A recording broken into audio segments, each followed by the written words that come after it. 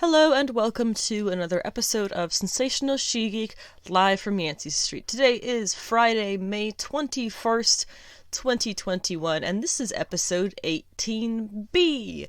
I hope you're having a lovely Friday here. Today's episode we're going to talk, of course, like we usually do, about the comic book picks. I have a number of things that, well, all were phenomenal, to be honest. We had some really, really excellent comics come out this week, and I have some things on a variety of levels of, a variety of reasons that is fun to talk about. So it's a lot of different stuff, so stick around for that. That'll actually be what we start about. So stick around for after that, when we talk about the news. The various news and announcements and things that have come out in the past couple of days since episode 18A includes actually a number of things about the DC Extended Universe, if that's still what they're calling it. There was a number of announcements, leaks, things like that came out this week, so we'll go over all of those, and then we have a bit of Lucasfilm news, although it's not really news, and I want to wrap the episode up with something kind of fun. So, I felt like, why don't we just go ahead and add the Avengers Campus food guide for Disneyland. They have a lot of really fun stuff for the Avengers Campus there. Obviously, that's I am a fan of going to Disneyland, when it's safe and available and all that, and hopefully not quite so busy. So I'll talk about that to wrap things up, because I like to leave things off on a more positive note, and that certainly is going to be a lot of fun to talk about. They also have some merch they announced, but I won't really be going over that because it's pretty generic. I don't know, maybe I'll mention a thing or two, but that is going to be today's episode. As usual, thank you for always coming here and listening. I usually end with a little bit of note about where you can find me online, but I guess I'll put that here at the beginning for people who are possibly new or just don't listen to the whole episode, because, I talk a lot. So you can actually find me on my website. I do have a website. It is sensationalshegeek.weebly.com. That is where I in the past I have posted a lot of reviews and discussions about comics and comic related things. Not so much since I've started the podcast, because I've focused more on getting that all ready for the podcast, but I have been keeping up, not so much keeping up, but I've been posting my podcast notes, as well as the not physical, but the, I guess the actual pull list for each week. I've been posting those on my website in case people just want to kind of scan my notes that I make about things to talk about on the podcast, as opposed to listening to me talk about these things. So that is still an option there, or if you are hearing impaired, that is also an option there for you as well. And then if you would like to find me on social media, my Twitter is Savage She-Geek, because sensational is too many letters, and then my Instagram is Anna with the Comics, because that is my name, and I talk about comics. That's all I really post about on Instagram. Sometimes food and my cat, but all I post about in my actual posts is comics. So anyway, let's go ahead and get started with the comic book picks. If you do just want to skip through the comic book picks, head to about 52 and a half minutes into the podcast, and then, towards the end of the 52 minute, into the 53rd, we'll get into the news and announcements segment of the podcast, back half. So for this week's comic book picks, these are, of course, things that I loved and found noteworthy in this past weeks of comic releases. DC books came out on the 18th, and everything else came out on the 19th. If I don't talk about anything in this section that you are very interested in, but you still want to find some comics to read because you're interested in reading comics, there is so much more than I talk about, always. I can go on about comics for 3 hours and probably get through a very small portion about what is actually out there available to read. So if you want to find things that are more interesting than what I talk about, always hit up your local comic shop, local bookstore, places where they sell comics. Please don't go to Amazon if you can help it in any way.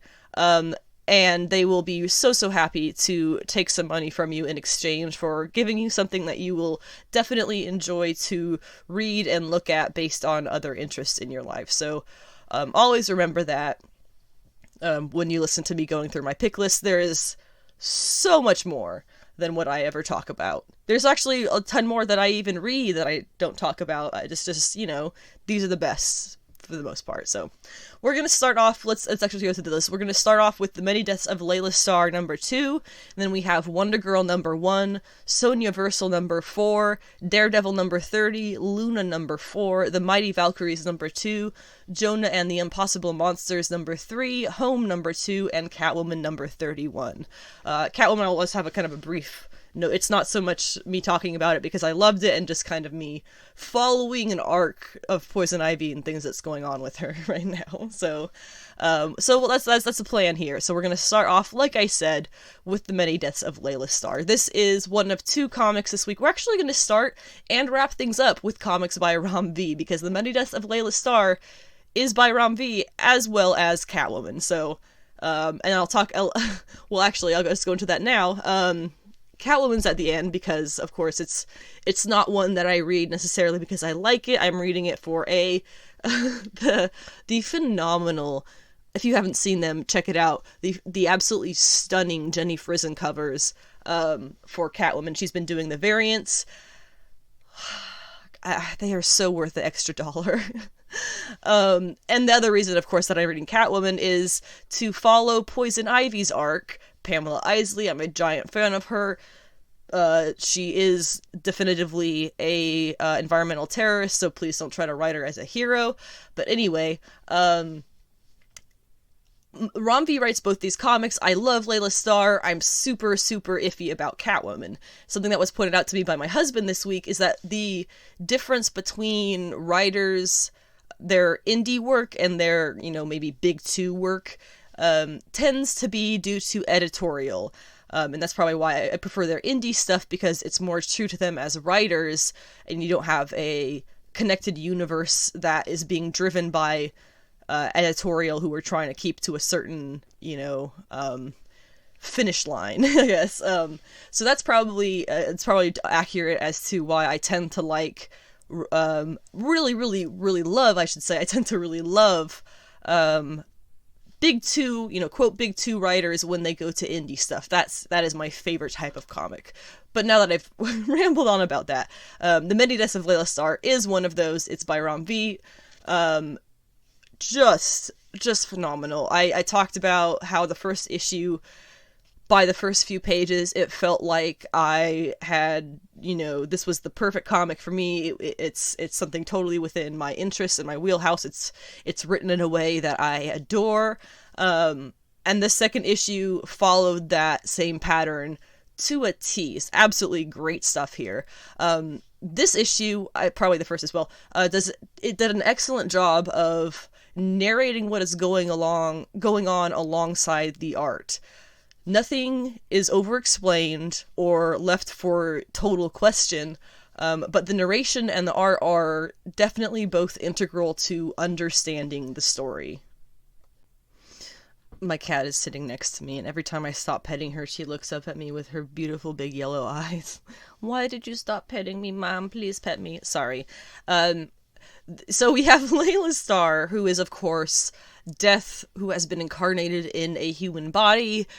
At the end of the first issue, she was immediately kind of deaded again, and was woken up, or I should say revived, 8 years later by the god of life, so that, she can have another chance. So this issue, the whole thing that's going on is she's trying to track down this boy who is the reason for her having been kicked out of, I suppose, heaven and into the human world, is because he's going to invent immortality, and therefore they won't need her anymore. So that's why she's, going through all of this in the first place. So he will invent immortality. So this issue has a lot of really interesting things in it. Of course, Ram V was born in Mumbai. He is an Indian American writer. I'm not sure when in his life he came to the US, but I'm pretty sure lives here now. Correct me if I'm wrong if you know something about that I don't. But he has some really excellent, some really phenomenal insights about that culture. He writes a bit about, indirectly, in a sense, the word caste system, the words caste or system or classes or race or things like that aren't outwardly said, but you can see what is happening. So when how it goes into the Indian caste system, it shows how it's like racism, basically. The young boy, he's what is he, 8 years old now? He was not born with disgust towards the lower classes, the servant classes, I guess you would say. His family was wealthy.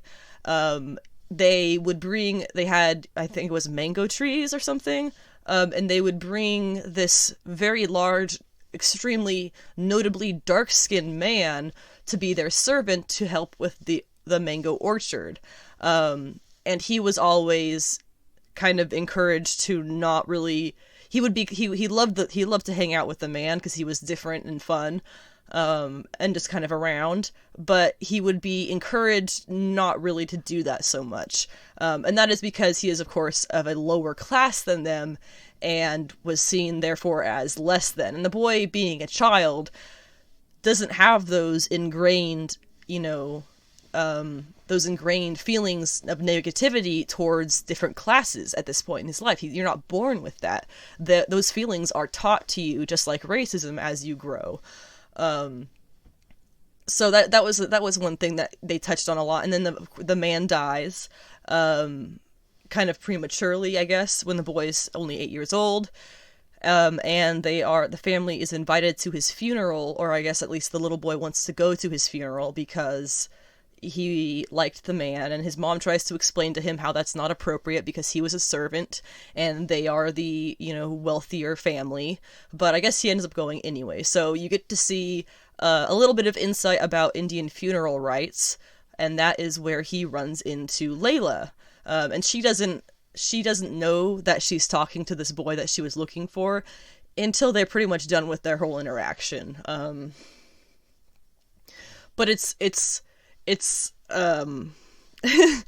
such a great insight to so many aspects of that part of the world, and part of the narration, going into how both the narration and the art were integral to understanding the story. Part of the narration was telling a story about how I can't remember if it's crows or ravens, I'm sorry, but one of these birds, they come and they hang around these funerals that they do and that's the whole thing, is they're supposed to take the souls into the next realm.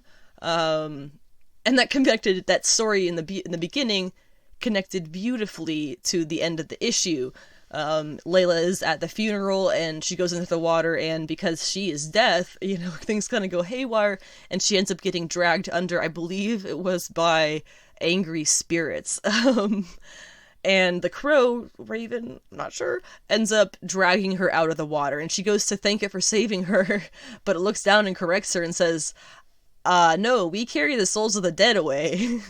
So she died. And that was kind of a reveal. I was sitting there reading it, and I actually remember going, ha! Like, it's a humorous, extremely well-timed reveal. And so then, of course, after she realizes she's dead, she wakes up again, alive 12 years later. The god of life is sitting there saying that he's probably going to get in trouble if he keeps doing this for her.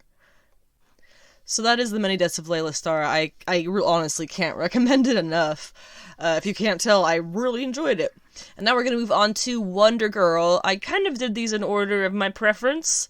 Towards the end, it's not really in order. But these first, 4 are definitely my most absolute favorite things that came out this week. It's The Many Deaths of Laila Starr, now Wonder Girl, and then it's, I suppose, Sonjaversal and Daredevil. Those are the ones that I'm probably going to go into the most. So now we have Wonder Girl. So worth the wait. Wonder Girl is, of course, a canon Infinite Frontier DC comic, so it's all, it's all canon. It's not anything to do with Future State, even though that's where we first saw her as Wonder Woman. This is like the prequel to that. And I assume, knowing Joelle Jones as a writer and how she kind of plans things out, or appears to plan things out from my reader perspective, I assume she's going to stick by most of what she wrote, if not all, for Yara Flor in Future State. They made a point about saying that Future State, not all of Future State was going to be exactly how things pan out. Some things won't show up at all in the, actual future of DC Comics, and some things will. While that definitely, while Yara Flor showing up here obviously indicates she is here in canon, and she is a character who's going to be around for a little bit, if not a while, hopefully. It also, it doesn't mean that everything that happened in her series could actually happen in the future for her. So, but that being said, I definitely think that Joelle Jones isn't going to write off all that work that she did for the Future State stuff, and she's going to kind of aim all of her Wonder Girl work to have that as a goal. That's kind of what I'm imagining here. And we did see a little bit of a preview for this before. It didn't have any text on it, but we kind of get all of that filled in, what's actually happening in those scenes. And if you are a little bit curious as to how Yara is kind of in the situation, she's now heading to Brazil, there was a, I suppose you could say, prequel to this in the Infinite Frontier number 0. It is a little bit pricey if you're just going to buy it for the one story, unfortunately, but there's a good amount of stuff in there that I'm sure, you may find interesting, who knows. So, and that was also done by Joelle Jones and Jordi Belair with the colors, filling in, basically kicking off this Wonder Girl series. And so we start this Wonder Girl series pretty much directly after that little kickoff that she wrote for Infinite Frontier number 0 ended, with Yara on the way to Brazil for a heritage tour, is what it seems she's going for. And we get a lot of really cool stuff in this. The main, I suppose the main takeaway being, when Yara returns to Brazil, the Amazons of Themyscira, who are of course led now by Nubia, who Joelle Jones draws just, oh my gosh, so well, so beautiful. And the Amazons of Bana Migdal, who are, I believe, in Egypt, they both feel it when Yara returns to Brazil, and they both know that there is some terrible prophecy at play. Meanwhile, Hera in Olympus, actual goddess Hera is what we're talking about here, she also feels Yara's return to Brazil, but for her, she seemed to be excited about it, apparently to double-cross the Amazons in some way, or hurt them in some way, and the Amazons also seem to be aware that this signifies Hera's gonna take this chance to try and put forth her desire to destroy them. I know there's a bit of a history between the Amazons and Hera. However, I thought we had left off with that being more positive. I thought Hera was one of their patrons. They say great Hera and stuff like that. I must have missed something, because I thought Hera was their patron, or at least one of them. But anyway, the issue starts with a very young child, Yara, and her Amazon tribe in Brazil, facing off with, this was the preview that we saw, but we had no text, they're facing off with some kind of Ares-looking type warrior guy, and young Yara Flor breaks free and stabs him in the leg, so to save her life, her mother sacrifices herself and is beheaded instead of Yara. And at that point, her aunt, who is apparently also an Amazon, which I guess makes sense, takes her and runs off with her. So there's clearly going to be some more backstory about what's going on there and what kind of happens after that. And that's going to tie into the prophecy. And we don't even know exactly when that was happening. That could have been hundreds of years ago. And there's some, memory business going on. Timey-wimey, who knows, but I'm super excited to find out. So then, of course, in the current timeline, in the current day, Yara is in Brazil going on these heritage tours. She has this fun little flirty moment with the bus driver, who I was going to make a point of pointing out that he was very attractive, but that's honestly dumb, because Joelle Jones is completely incapable of drawing unattractive people. So just know every character who pops up in this is gorgeous. Man and woman, child, they're all beautiful. They are stunning. They are, statuesque and just, oh my gosh, their facial structure. She is such a great artist. I think I heard once that she was trying to draw ugly in an issue, and I had read that issue, and girl, you cannot draw ugly. I just love Joelle Jones. So Yara's off on her thing. She flirts with the bus driver guy. They show up to some kind of waterfall thing, and all the people on the tour are with her, like, really wild and crazy, and she's like, I'm just kind of solemn, I want to follow my roots and stuff. But she's not quiet by any means. There's actually a joke. This was really funny. She also, something Joelle Jones is fantastic with is capturing expression and emotion. So Yara sat next to this older woman on the plane to Brazil, who was also going on the Heritage Tour, so they go all in the same direction from getting off the plane to getting on the Heritage Tour bus. And the entire time, there's a series of panels of Yara walking with the woman, getting off the plane, and being on the all of that. And she's talking the entire time. And you see the woman's face as it goes on, just kind of droop more and more, like, good God, this girl will not stop talking. And then when they finally get to the bus, the lady, like, runs away from her. So clearly, Yara is not a quiet girl. She is not soft-spoken or afraid to talk to strangers. She's very outgoing and things, but she is definitely a lot more pensive than the people, some of the younger people who are on this tour with her. So she kind of goes off on her own when they arrive to this waterfall. And the issue actually kind of ends with Yara being dragged to the bottom of the, I guess, river by I believe it was a mermaid-type creature with what appeared to be the future bolo whip that we saw her using in Future State, which is, of course, the kind of, not lasso, but it's like a whip that has balls on the ends of it so that it like tangles your feet up and stuff when you throw it. Really cool weapon thing. But yeah, this was such a fun start to the issue. I'm sure when I'm done talking about this later, I'll think of something else that I probably should have said about it. But I also, one thing I actually wanted to mention too, I believe it was Clayton Cowles who was doing the lettering on this. Was he the one then to do, when you first see the Amazons of Themyscira and Bana Migdal, and then you first see Hera in Olympus, their locations, Themyscira, Bana Migdal, Olympus, were written in this, like, phenomenal,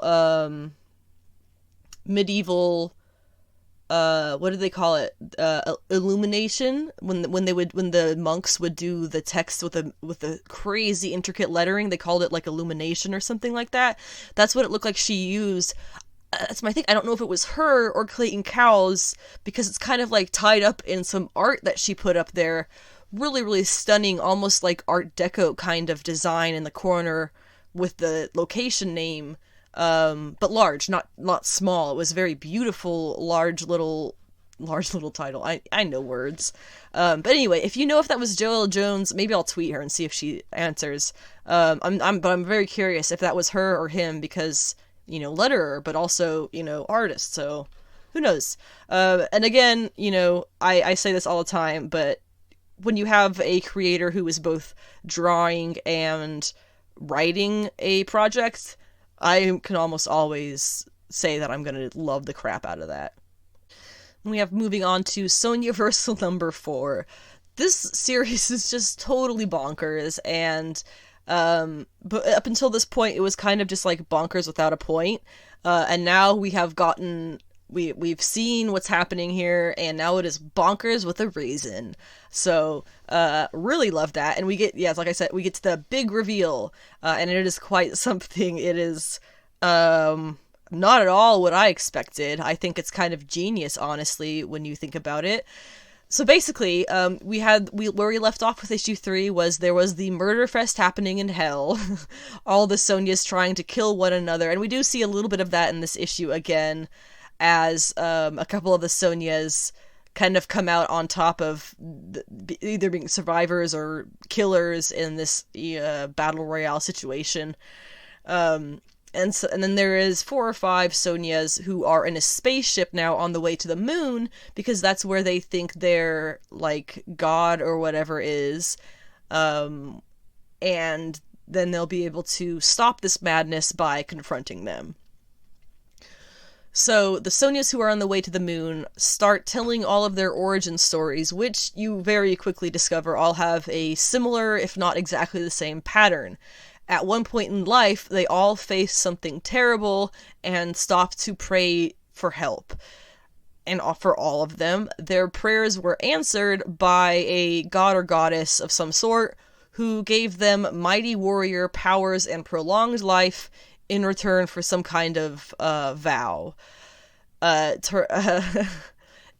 You kind of start to see what's happening at one point here, but the big twist is when Silver Sonya comes out and tells her story, her origin story.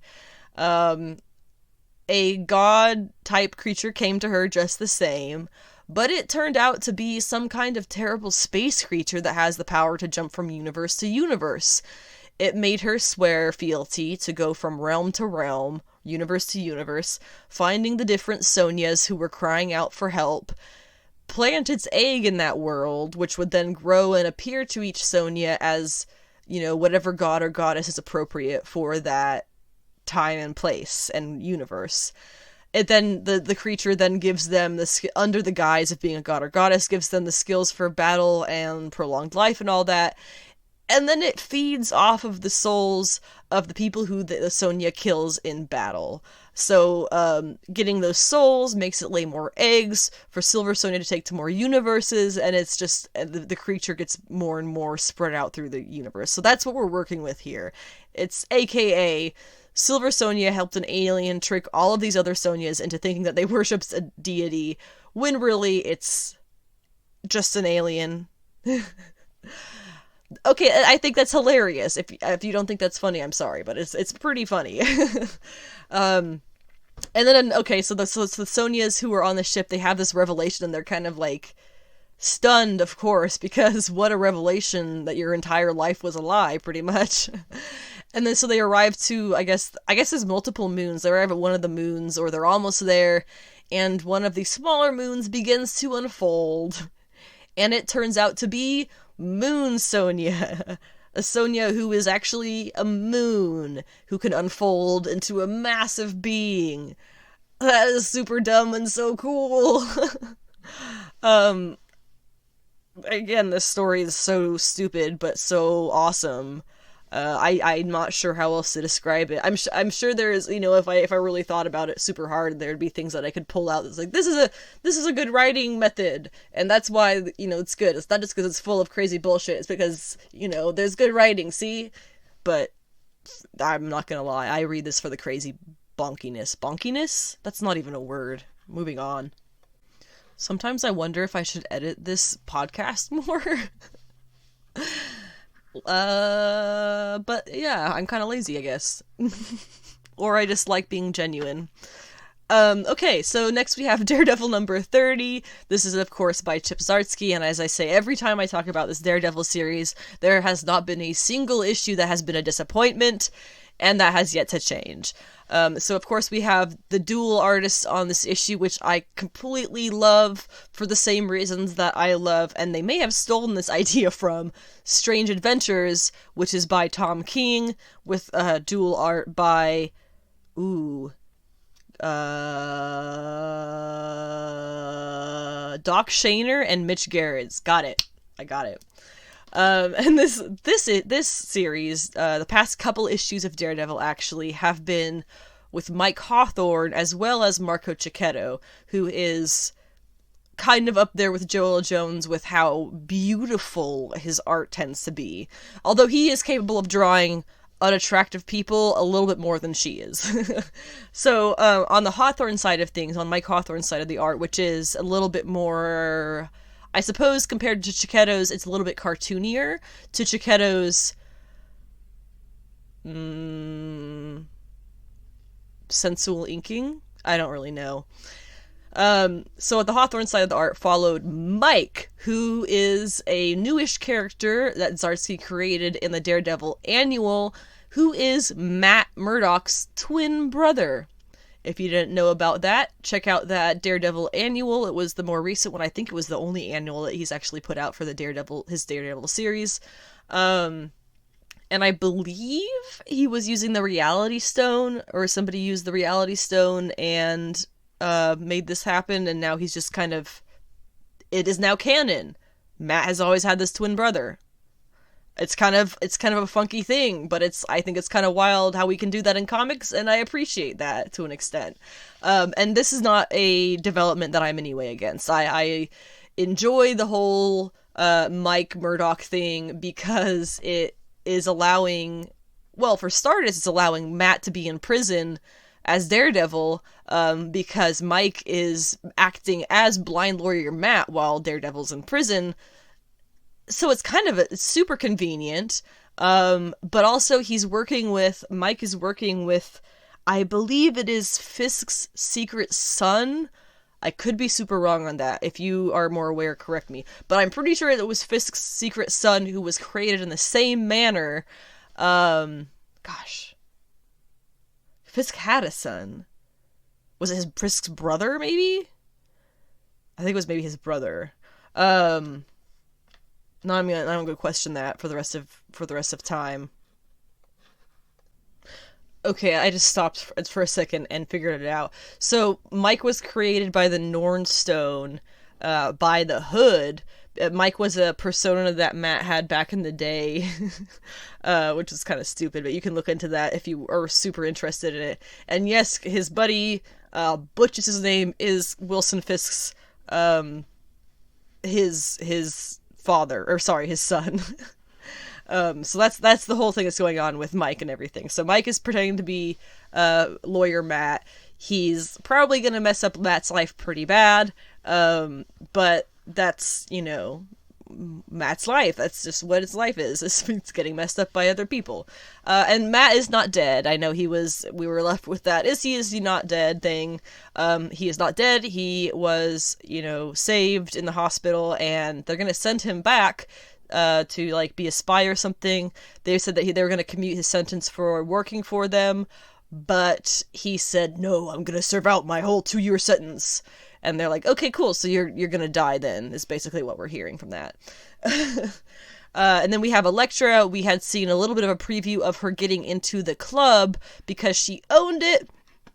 But now we get to see that she kind of has this little interaction inside the club with the guy who's putting on the little party thing there. It's a pop-up club, I guess. She has words with him, and it becomes very clear very quickly that she is going to have to do some work to keep her plans in place.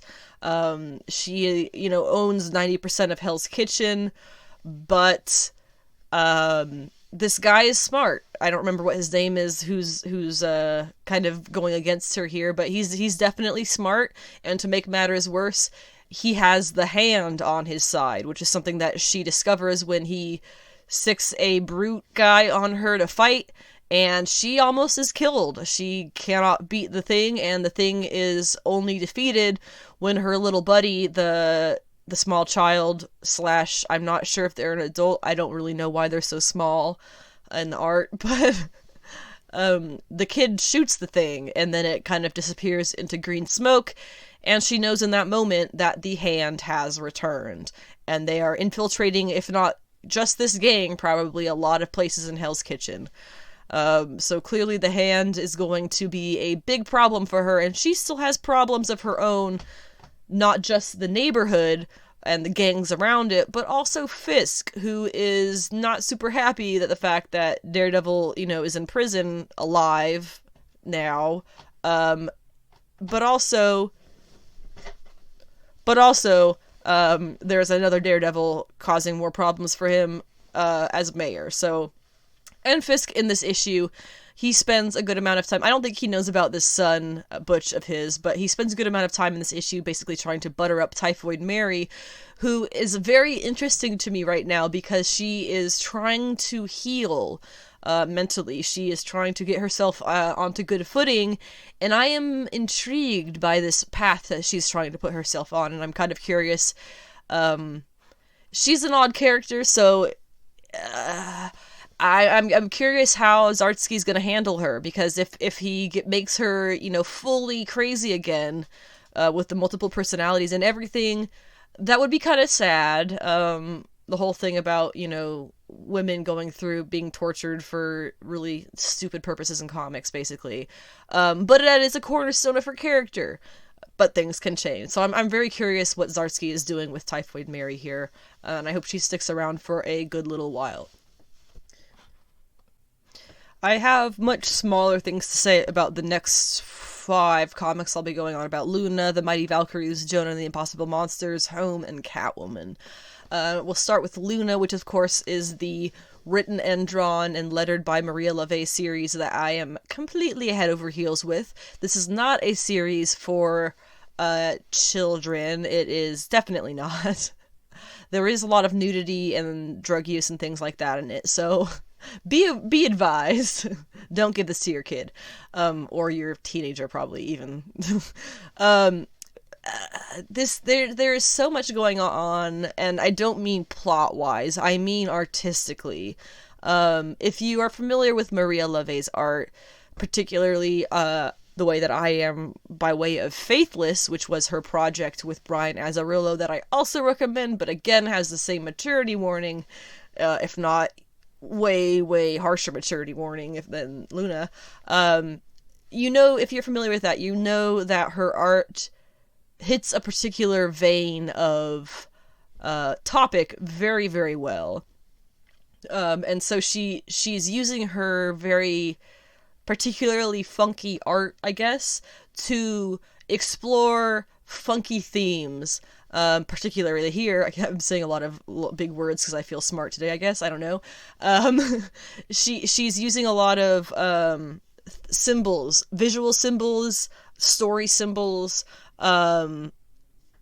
Just everything is just so well thought out, and is obviously such a creation of her passion for doing her art and her storytelling.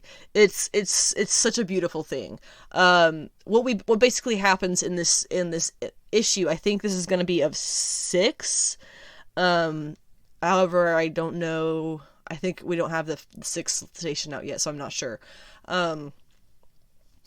What we find out, one of the main things we find out in this is that Lux, who was the blonde dude who kind of leads this desert cult, we find out that he's just some guy, likely a wanted criminal based on the context that we discover this in. He's just some dude. And because he was drinking the blood of the, I believe, angel that he has tied up in a cave nearby, he can give people his blood and then they become addicted to it.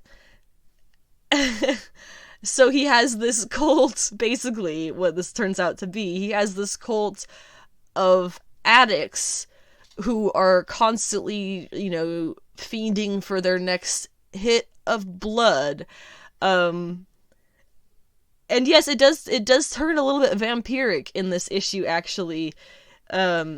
He and Teresa, who is the main character, they have a little interaction involving drinking each other's blood, and the women who are at this cult camp crowd around the window with like big witchy fingers and vampire teeth and stuff. And I'm not sure if that was an artistic interpretation of how they were acting, or if that's exactly how they was, but I definitely believe that that's how Teresa saw them in that moment. And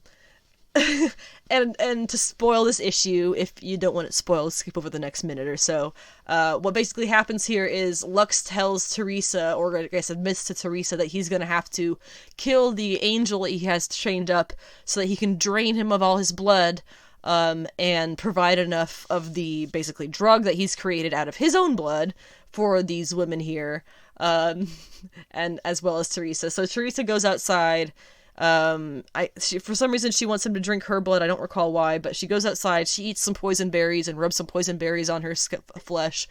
And so when he drinks her blood, he dies as well as her. And that's kind of where we leave off with this issue.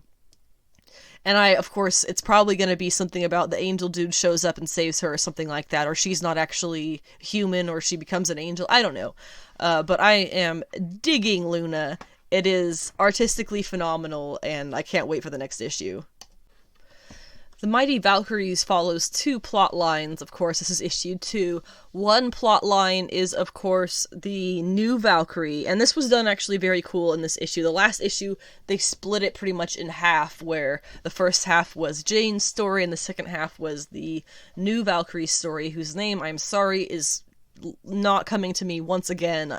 We only just learned it officially, and I just can't figure out how to remember it. I'm gonna start writing it down everywhere. But we get it. It kind of switches back and forth between their stories this time more traditionally, which is interesting to see, in my opinion, because they're not only written by different teams. One is by Torn Grobeck, I believe is her name, and the other is by her in combination with Jason Aaron, because he's been doing pretty much all of the Jane Foster stuff since she got cancer, I think, is how far back that goes, if not further. So there's somewhat different writing teams, but there are also different artists. I'm not sure, I apologize, I don't have the name of the second artist, but the one who does Jane's story is Mattia De Iuli.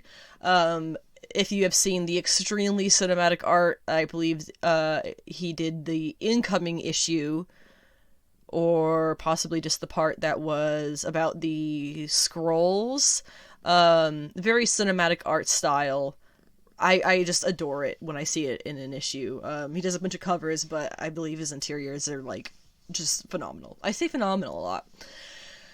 So that's one half of the story. I didn't even... that wasn't any half of the story. That was me talking about artists. So the one half... We have Jane, who has, been... She has discovered more... who is Loki's double wolf child, who can transform into a person, but I guess they're 2 people in one. And then we have the new Valkyrie on the other side, who rescues an oracle, who is the, I guess, father of her first love. We don't get too far in their story, but for Jane's story, we learn that Hela's wife, Carnilla, or Carnia, I'm not sure, she was the one to free Moore, who was trapped in a cave in hell, a very desolate place, and in exchange for freeing Moore, Moore gave her this source, I suppose, of these life-giving waters that she pours into this cave in hell and creates a little oasis, which is where we saw her raise the little babies, or at least bring the little babies to, for as yet unknown reasons.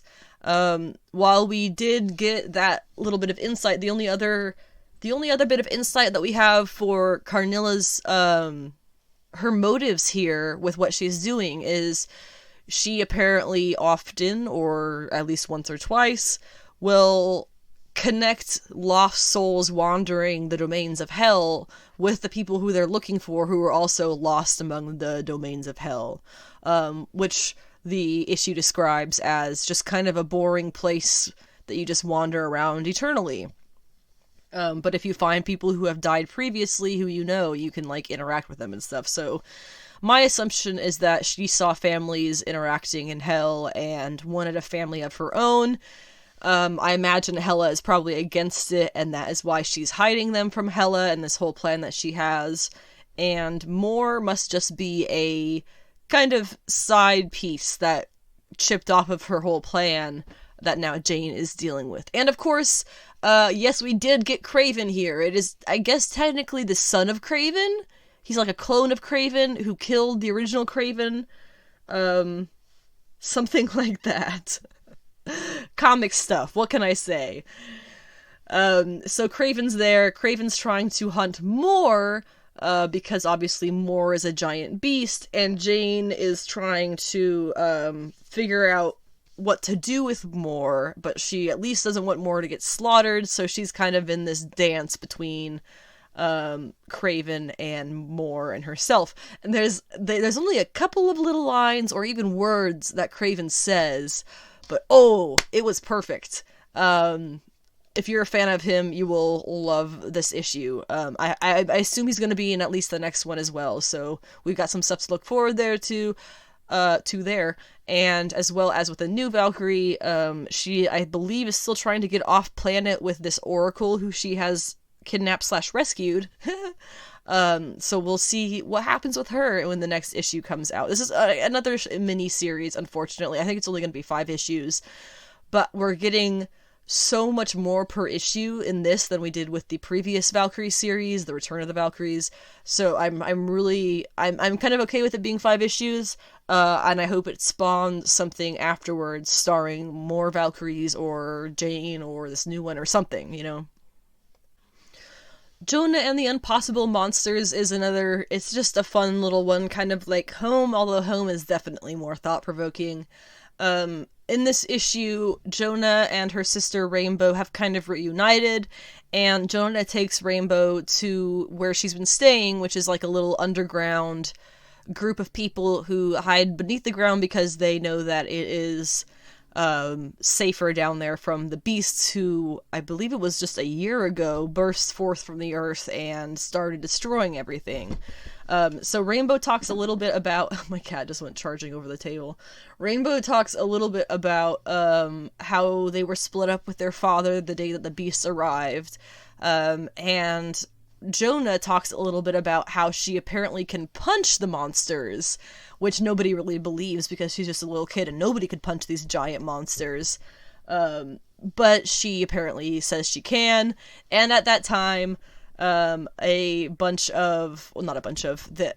something crashes through the roof. It's probably one of these monsters, and we're probably going to see Jonah in action in the next issue, figuring out what to do with this fight. For Home number 2, this is, like I said, a very thought-provoking series. It's following this young boy who has come from, I believe it was Guatemala, with his mother because his father was killed by a gang and they were threatening his life as well. We get to see in this issue that it was his grandmother, his deceased father's mother, who convinced his mother to take him to America for their own safety. She didn't want to leave because it was their home, but the grandmother she didn't want to see the same thing happen to her grandson as she had to watch her son go through, and she doesn't want to see him die the way she had to watch her son die. So she convinces the mother to take him to America. After having busted through one of the walls of the detention center in the last issue, the kid makes it out of the detention center completely and goes to a local mall. I believe they're in Texas. And he asks for help to use a phone from a local Mexican restaurant. She kind of begrudgingly lets him use it, and he calls his aunt, who is his dad's sister. His aunt is very freaked out because they got a call saying that his mother and he were being detained at the border. And the kid just he's just gonna have to wait here at the mall until his aunt shows up, but she's 3 hours away. So as he's waiting, he ends up kind of having to hide from deportation agents who are searching the mall. You don't find out until later. They're not even looking for him. They're looking for somebody else. But they find the person and brutally arrest him, to be honest. But during the scene, you can feel the kid's terror and his desire to just not be there right now. It's drawn and written in such a way that it's palpable, the emotion of everything that's going on. And when his aunt shows up, unfortunately, she has had another update from the border agents about his mother, who has been deported back to, I believe it was Guatemala. So now he's left in the U.S. illegally with his aunt, who is presumably there legally, who knows. And his mother is headed the other direction. And he has his powers, which his aunt kind of just sees that he's having this issue controlling his powers, and she kind of alludes to the fact that he got them from his father, and his father had the same thing, and that has possibly to do with why he was killed. So there seems to be a lot more to this story than you kind of originally assume, and I'm really digging it. It's full of emotion. It's just great. to wrap up the comic book picks this week, I will talk about Catwoman, which once again I am reading for the Jenny Frison covers that I am completely in love with, and Poison Ivy, who I am completely in love with. No, I won't go that far to say that. She's a great character in my opinion. She's a great villain in my opinion. And I am just dying to see it. Rom V is writing Catwoman as well as Swamp Thing, and Ivy has appeared in both of those, and so I'm kind of I'm scanning them both for Ivy's business, what's going on with her, so that I can kind of put together the pieces and try to figure out what his plan is with her. For the most part, it seems to be that I have very accurate predictions of what's going to happen here. What I said on Monday's episode, talking about what I predict for Catwoman number 31, was that this Ivy, who had been taken and put into an art collection by this creepy old man, is not actually the prime Ivy. Ivy has the ability to kind of split versions of herself off and send them out into the world. And so I was pretty much convinced that was her, or I'm sorry, that was, one of those alternate Ivies. As we also saw that in the recent Swamp Thing by Rom V, the true Ivy, I guess a prime Ivy, along with one of her alternate Ivies, and they are definitely not quite all there, because she is of course the prime and they are just duplicates, so they're kind of like dumb versions of her. So Selina ends up taking this Ivy. In this issue, she rescues her, and just as I predicted, it is not the prime Ivy, although Selina doesn't seem to know that. It was Harley Quinn who was there when Ivy kind of made the discovery that she even had these new abilities. So it's very likely that Catwoman doesn't even know that her friend Pamela Isley has the ability to split parts of her, split entire selves out of her and send them out to do things. So this is clearly not the prime Ivy. Catwoman clearly doesn't know that. I'm kind of curious what's going to happen when the prime Ivy finally does show up. I know I say I really like her as a villain, but I also really like her as a villain who is able to have at least some kind of relationships with her villain, or at least female friends, namely Harley Quinn and Catwoman. Those are a trio I would hate to see split up in any kind of permanent way. Even if they have different goals in life, I feel like they could still get along. And Ivy being the kind of villain that she is, having Harley and Catwoman kind of as more heroic figures in her life, I don't think that would really cross over too badly with her own goals. So I'd like to see the Sirens back together sooner rather than later, or just, ever. That wraps up the poll list this week. It was mostly really good. I mean, pretty much everything was really great. I can't recommend enough going to check out your local comic shop and seeing what else there is, because again, I never talk about anywhere near everything that's come out. So I'm sure there are all kinds of things that you would be interested in aside from the things that I discuss. Next up for the news segment, we're going to cover DC Extended Universe news, Lucasfilm news, and then I'll go and finish things off with the fun little section on the Avengers Campus food guide for Disneyland's Avengers Campus. So starting off with the DC Extended Universe, first of all, there has been announced a Injustice Gods Among Us animated movie that's going to be coming out.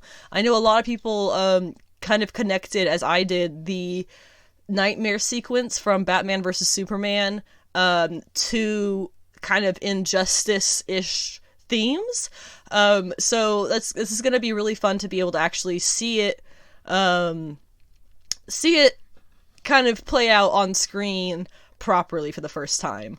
There's not a whole lot of information to go off of, but it's supposed to be based off of the two Injustice video games. And I assume it'll use some filler information and ideas for plot and things from the Injustice comics as well, which were primarily written by Tom Taylor. If you're familiar with his writing, he does some really great stuff, mostly for DC. But I also realized in kind of reading all these articles the first Injustice came out, as well as the first comic for Injustice, in 2013, which I realize was 8 years ago, and I was, like, in college. It's kind of wild. I I played the game. I had a PlayStation Vita, and I read the series, which I preferred way more than the game, because for me the game was literally just button mashing. I am not good at games. I can't believe 8 years ago I was in college. I've been out of college for almost 5 years. That is wild. I kind of had this moment this morning discovering this. But that's just kind of how life goes, isn't it? And then we have My Adventures with Superman was announced for HBO Max. This is going to be an animated Superman-based series. It's actually going to have Jack Quaid voicing Superman / Clark Kent. And it's going to have actress Alice Lee voicing Lois Lane. It's going to be, it has already 2 seasons that have been ordered from HBO Max and Cartoon Network. I have a little blurb here. It says it follows the adventures of Superman and Lois Lane, obviously. The animated series features 20-somethings Clark Kent, the bright and driven Lois Lane, and their best friend Jimmy Olsen, as they begin to discover who they are and everything they can accomplish together as an investigating and reporting team at the Daily Planet. It says it also follows Clark as he builds his secret Superman identity and embraces his role as the hero of Metropolis and perhaps the world. Metropolis, there we go. Lois, now it says now growing into a star investigative journalist, takes aspiring photographer Jimmy Olsen under her wing. All the while, Clark and Lois are falling in love, sharing adventures, taking down bad guys, stumbling over secrets, and discovering what it means to be Superman and Lois Lane. That sounds like a really fun show. It's animated, kind of showing the beginning of their relationship, it seems. And that actually does remind me, I believe the Superman and Lois show, the live action show on the CW came back this week.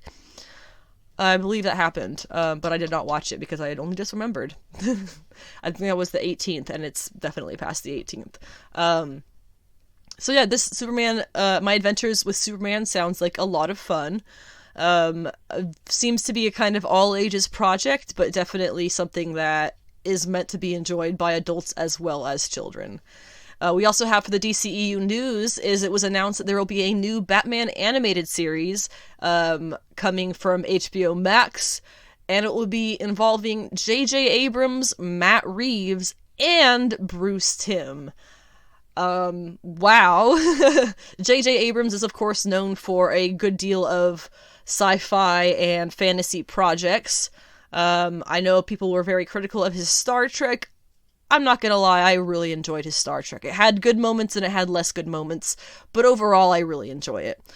Matt Reeves is of course the person who is, I believe, directing, maybe writing, I'm not sure. He's in charge of the Batman, which is the upcoming Robert Pattinson Batman movie, which is going to be one of 3, actually, assuming that everything goes as planned as it is as we know it now. And then Bruce Timm, of course, needs no introduction, but just in case he does, he was the original Batman the Animated Series, I believe, writer or possibly artist, or possibly both. But he and I believe it was Paul Dini were 2 of the big names on the original Batman the Animated Series. Now, this doesn't necessarily specify if this is going to be anything related in the original series, the Batman the Animated Series, if it's going to be related to that in any way. However, it does say that it's going to be a, quote, reimagining of the Batman mythology, unquote. So, it seems to be the 3 of them, especially as the creatives on board leading the project, it seems to be, this is something that they kind of want to take in a new direction and try something different for animated Batman projects, and I, for one, could not be more thrilled to hear that. Finally, for the DCEU news, if that's what we're still calling it, DCEU, we had some, I guess they were leaks of Paul Dano's Riddler look coming that we're going to see in Matt Reeves' The Batman alongside Robert Pattinson's Battinson. It was apparently based off the Zodiac Killer, which if you can look online and see the pictures that it was kind of based off of. And we did see it, a little bit in the trailer, but I guess people got some more high quality images of it and we're getting a good look at it. It looks really good, if I'm going to be honest. The Joker is a character, I'm sorry, not the Joker, the Riddler is a character who doesn't really inspire fear.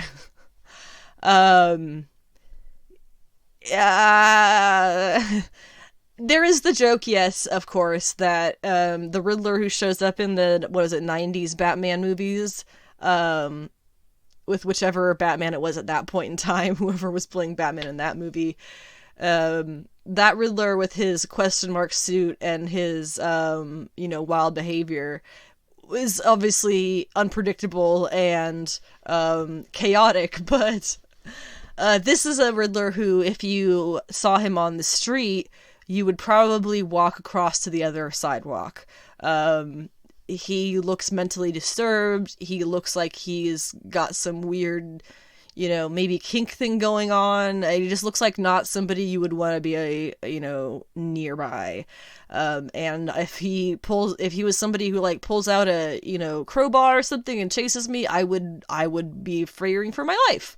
Whereas the Riddler, if he was to do that in what he standard kind of wears, I would probably chuckle. And so they've definitely, while it is a completely different take on him suit-wise, I think it's a wise choice to have made this kind of switch. For the Lucasfilm news, it's not really news, it turns out. It was kind of celebrated, we'll say, on Twitter recently that Dave Filoni has been officially named as executive creative director at Lucasfilm. However, when I did a little bit of poking around at this information, it was Variety, actually, who confirmed that this actually happened last summer, but because it was only updated on their website recently, people have only really caught up with that news recently. He was promoted from executive producer and, of course, frequent writer and director of The Mandalorian to executive creative director for the entire studio. And, of course, this promotion was done by... My cat is losing her mind if you hear that. This promotion was done by Kathleen Kennedy, who is the Lucasfilm president. And because of this kind of celebration of this news, her name has been brought up a lot. I don't understand still why people are so against Kathleen Kennedy. I mean, I obviously understand a big chunk of it is because she's a woman. Let's not lie to ourselves about that. That is a big chunk of what it is. But she hasn't really done anything but good stuff. You can't blame her for the sequel movies being kind of a bump. But people love to. She didn't write them. She was not the one person to be involved to kind of make things go wrong, so I'm not sure why people act that way. If anything, what she has done is ushered in an era, a golden era of Lucasfilm ideas and projects. We would not have half of what we have right now for the Star Wars extended universe, including Mandalorian, and their deal with Disney Plus if Kathleen Kennedy was not in charge. That's giving her a lot of credit, of course, but it makes more sense than to give her the credit of destroying the sequel movies, because how does that make sense? She doesn't write them. She makes the big business deals. That's what she does. She makes the big moves at the top, including having promoted Dave Filoni. So, of course, if you go on Twitter and see her name, you'll see all kinds of crap like, the only good thing she's ever done for Star Wars. That's obviously just some angry nerds who are probably not involved with sexual relationships and haven't been in a while, but that's just me spitballing. And finally, to wrap things up on kind of a fun note, I'm going to talk a little bit about the announced Avengers Campus food guide for Disneyland's Avengers Campus, which is opening on June 4th. So that's coming up just around the corner, the day after Sailor Moon shows up on Netflix. This was something that was posted by the Disneyland blog, or whatever their official blog is. Comes with pictures and everything, so if you want to see pictures, and if you haven't had lunch, I'm about to make you hungry. So they have a couple of locations to get food from. The main restaurant, it seems, is going to be called Pim's Test Kitchen. And it says that it's featuring impossible foods, which of course, is the impossible meat thing. That's the vegan meat. So they have something for everybody is kind of the idea there, I think. And if you're a big Disneyland person, there is mobile order on this. I haven't been to Disneyland in close to a decade, but gosh, I think it's probably been about a decade. But I hope to do so within the next, year or so, hopefully. And at Pim's Test Kitchen, they have categories for food that is breakfast, snacks and sips, and then blue particle specials, which are the kind of full lunch as opposed to breakfast things. So, and they all have kind of fun names to describe mostly normal foods. So for breakfast, they have the calculated breakfast, which is eggs 2 ways with smoked bacon, crispy potato bites, and focaccia toast. It seems the eggs 2 ways, I don't know if that's something you choose or if it's just scrambled and fried, because that's what they had in the picture. But it has this little equation. It says calculated breakfast equals E times 2 plus parentheses B plus P end parentheses slash T, or over T, which is the eggs 2 ways with smoked bacon, crispy potato bites, and focaccia toast. It's all over focaccia toast is what the over T. But anyway, kind of fun. Impossible Quantum Garden breakfast is the plant-based omelet with impossible breakfast sausage, crispy potato bites, and focaccia toast. The ever-expanding Cinnapim toast is baked Pim particle bread. That's kind of funny. And egg custard with cinnamon sugar topping, a fried egg, smoked bacon, and maple syrup. Egg custard? That sounds good. Spoonful of cereal is pretty self-explanatory. And then there are 2 kids' meals. Eggs permanent and Cinnapim mini toast, which is kind of small versions of the other meals. For their snacks and sips, they have a quantum pretzel, which is a 453.8 gram Bavarian style pretzel with sharp cheddar beer sauce. They have the atomic fusion pretzel, which sounds very interesting. It's buffalo style pretzel loaded with chicken, hot sauce, ranch dressing, blue cheese crumbles, celery, and dill pickled carrots. I would totally try that. There is the Pingo Dolce, which is a refreshing lemon lime and with a vanilla kick. Oh, that's odd. It says this distinctly green beverage from the Avengers lore, I did not realize that, is available exclusively at Avengers Campus. So that's fun. I bet you can probably buy all kinds of merch related with it as well. There's also the Proton PB&G Punch. While I would, it says Minute Maid lemonade with peanut butter and strawberry flavors, PB infused whipped cream, and PB pretzel spheres. That sounds honestly disgusting. Then they have the Pim particle specials, which are the full meals for not breakfast. The Piamini is basically just a panini with salami, rosemary, ham, provolone, sun-dried tomato spread, and focaccia toast with marinara and an arugula salad. The not so little chicken sandwich, if you see the picture for this, is absolutely hilarious. It says the fried chicken breast, teriyaki, and red chili sauces, pickled cabbage slaw on brioche with crispy potato bites. Looking at the picture, it looks like a plate-sized fried chicken cutlet on a regular bun. So it's probably a pounded out chicken breast on a kind of small bun. It looks really funny, to be honest. The PB3 Super Sandwich sounds absolutely disgusting. It's warm peanut butter and jelly with banana, candied bacon, and bread with micro banana smoothie and crispy potato bites. I'm guessing that's just fries. Caesar salad and colossal crouton. I feel like that just makes sense, what that is. Impossible Spoonful is... it's like a rigatoni with plant-based meatballs. And then the Choco Smash candy bar is a candy bar with chocolate brownie in it. And then there's other kids' meals. The PIM testing lab also has mobile order available. It is for drinks. Looks like it's mostly alcoholic. The drinks include names like Honey Buzz, Experiment, Honey Fusion, Molecular Meltdown, The Regulator, Particle Fizz, snack molecules, and then they have draft beer, hard seltzer, and wine. I have not been to Disneyland since I have been of drinking age. I'm gonna have fun. I don't have kids. I am allowed to do that. And then they have the Shawarma Palace, of course. Another one that has mobile overlord available. This is, of course, a reference to the first Avengers movie end credit scene where they're all hanging out eating shawarma in the, like, half-broken-down shawarma bodega place. So they have two things here: the Impossible Victory Falafel, which is a falafel with a plant-based impossible meat, and the New York's Tastiest, with his chicken shawarma wrap with garlic spread, coconut yogurt tahini sauce, and pickled vegetables. Obviously sounds delicious.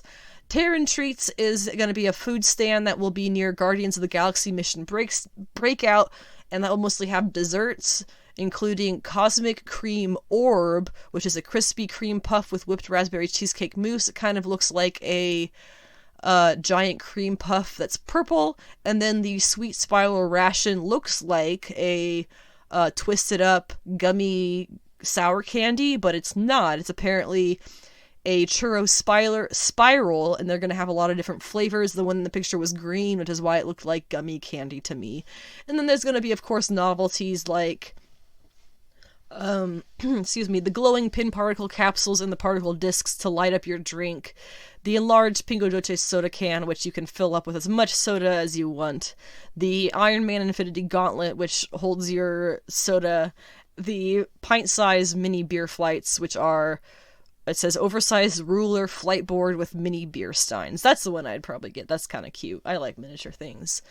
So that sounds very fun. I, for one, like I keep saying, would love to go to Avengers Campus and Disneyland really as soon as things kind of calm down and are attainable again. And that wraps up today's episode of Sensational She-Geek live from Yancey Street. I hope you enjoyed a little bit of something that I said for this episode. If you have any comments, questions, concerns, thoughts, feelings, emotions, or just general questions, I don't know. If you have stuff to say, I'd love to hear it. I have this podcast available pretty much everywhere that podcasts stream except for Pandora, including YouTube. So wherever you are listening to this, if you've made it this far, please do me the honor of rating it, favoriting it, subscribing to it, liking it, commenting on it, doing something to interact with it, so that it will get a little bit of a bump and hopefully get a few more views available to it. So I appreciate you folks listening to this. If you are listening this far into it, definitely appreciate your time. I hope that you had a good time, because I know I had fun recording it. You can find me online, as I said in the beginning, Instagram, Twitter, and my website. Instagram is Anna with the Comics, Twitter is Savage She-Geek, and my website is sensationalshegeek.weebly.com. I also have a TikTok, I guess, but I don't really do much with it, so it's just Sensational She-Geek. Pretty much everything that you find that has that name on it is me. I have yet to trademark it, but I'm working on it. Yes, that was with this episode. I will be back on Monday to talk about the next week of comic books, things that are going to have on my pull list and I'm excited to read. I will also be talking about today's The Bad Batch, episode 4, I believe it is. I might be talking about the zombie movie that is up on Netflix if it ends up being really good. It is a Zack Snyder movie, so people are, it's got Dave Bautista in it as well. I remembered his name this time. So then there's going to be The Bad Batch is also up on Disney+, and I believe there was at least an episode or two of Black Lightning that I'm behind on, and at least one episode of Superman and Lois that I can catch up on, so plenty of things to talk about come Monday. So I hope to have you come back and listen to Monday's episode 19A. We're well past the 30 episode mark, so good for us.